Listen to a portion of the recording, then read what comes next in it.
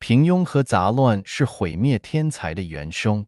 Mediocrity and chaos, the culprits behind the destruction of genius. Xiefeng, November 25, 2022.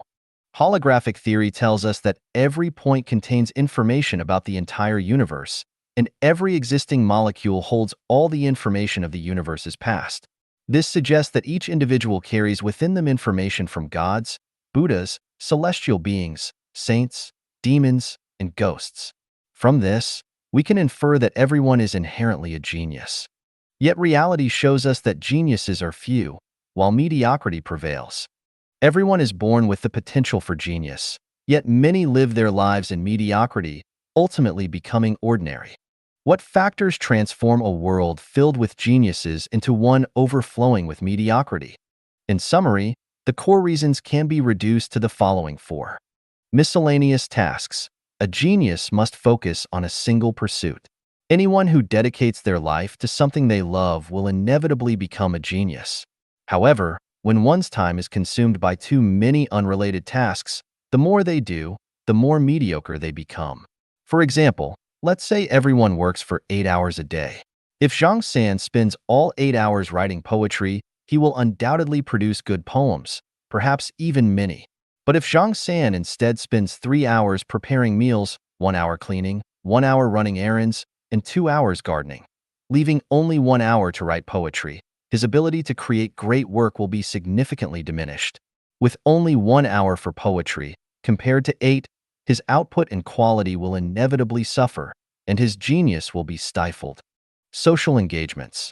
The more time one spends on social engagements, the quicker they drift toward mediocrity. Nobel Prize winners are widely regarded as geniuses. While I haven't conducted a formal study, I'm certain that before winning their Nobel Prizes, they dedicated most of their time to their academic fields rather than socializing.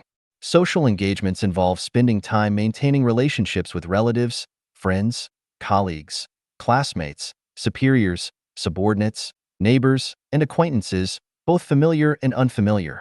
Broad interests. It's a proven fact that the broader one's interests, the more likely they are to become mediocre. Those who strive to master everything ultimately achieve nothing exceptional. They may have knowledge of many things, but excel in none.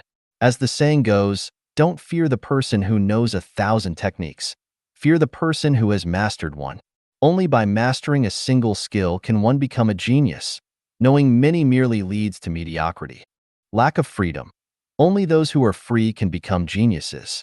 Those deprived of freedom find it difficult to reach their full potential.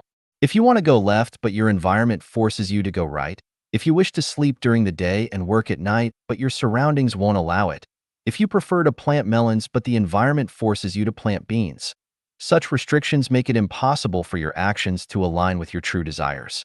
Over time, these constraints suffocate the seeds of genius.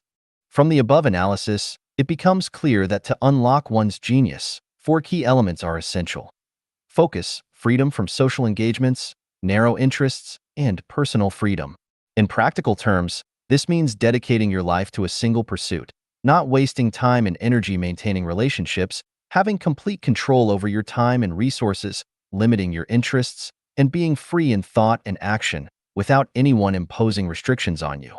Unfortunately, reality deals a harsh blow. Few people are fortunate enough to live in environments that allow them to focus solely on their work, avoid social engagements, cultivate narrow interests, and enjoy freedom. This is why so many who could be geniuses end up as mere mediocrities. To solve this predicament, traditional models of production and living offer no solution. Only the production and living model of Life Genuine's second home can address this issue. I can confidently say that if the second home continues to exist peacefully for 50 years, 90% of the people living there will become geniuses.